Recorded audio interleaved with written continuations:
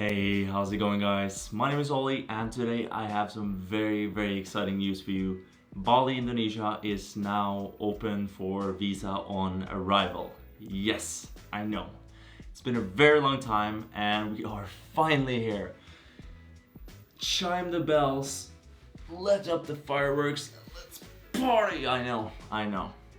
But there are still some things that you need to pay attention to if you want to come here. So what is open now is a visa on arrival and it is available for 23 countries. So if you're from one of these 23 countries, consider yourself lucky because you have full access now to Bali, Indonesia. So let's dive into it.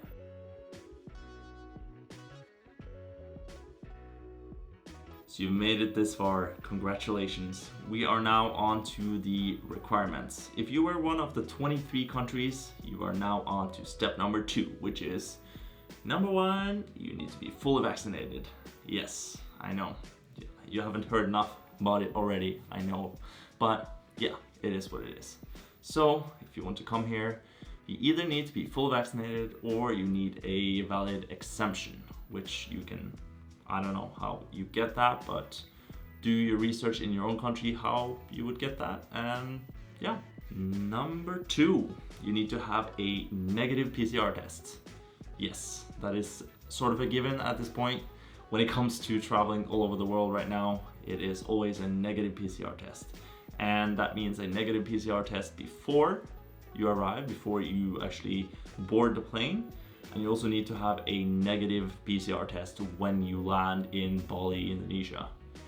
The thing is, if you happen to test positive when you are here, you are going to have to go to, let's say, a hospital or some official venue where they would actually quarantine you. You need to go into isolation. So just make sure that if you're planning to come here, I mean, things can happen, and if you happen to get sick, that's the way it is. But make sure that you take that into consideration with your budget and also in terms of the insurance that you have. And I think the way travel is at the moment, you should never travel without travel insurance, which is my next point. And that is, you need to have a insurance which covers COVID related illness, and you have to be careful later because I know there's a lot of under clauses, you need to check when you order your insurance because some say that they have, but there's a lot of different ones, so make sure that it has specifically COVID-19 insurance. Next up is you need to have booked your first 4 nights stay here, and you also need to provide proof of that. And sometimes they will check it, and I think it's very strict now. When I arrived here about 9 months ago, they asked about it. They didn't specifically check it, but I would just book it just to be sure, because you don't want to have that problem when you finally made all that effort and coming here to Bali, Indonesia. So if you happen to test positive for COVID when you arrive here in Bali, Indonesia, you have to quarantine at a quarantine hotel, and it is on the 3rd day where you can do another test. And if you still happen to test positive, that is when you have to extend. So this is one of the reasons I keep hammering down on have a COVID insurance that covers, because if you're on a tight budget like me, make sure that you don't go in that situation, because that sucks. If you wanted to spend all that on coconuts and booze, yeah, I know.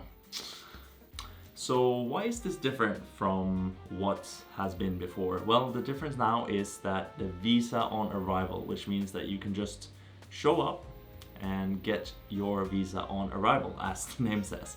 The price for visa on arrival visa is now 500,000 Indonesian rupiah, which is about $35 US. It could obviously change, but about that price. So sounds about normal price. I'm not sure what it used to cost, but the fact that you can come into paradise and enjoy it, well worth it. So what is the current state in Bali, Indonesia right now? As of today, that could change tomorrow, it could change at any moment, so do your own research as well. But as of right now, we are at a PPKM. As of right now, we are at a level 3, which means that the malls, restaurants, most places are allowed to operate at about 50%, so things are not 100% back to normal. So do take that with a grain of salt, that Bali might not be the same as you remember. If you came here before the pandemic, there's a lot of places that have closed down, and I've talked to a lot of people that have come to Bali for many years, and they were really sad about the fact that so many places that used to go, like small warung, small shops, closed down, and somehow people have made it through, and hopefully things are going to get better from this point out. I have high hopes this time. Things could obviously go back, but I think things are moving in the right directions, and let's hope for the best. So as of that, I want to welcome you back to Bali, Indonesia. Bali, Indonesia needs you right now. The economy needs you to come back and help out the locals, help people out. It's such an amazing place, and if you've been here before, you know what I'm talking about.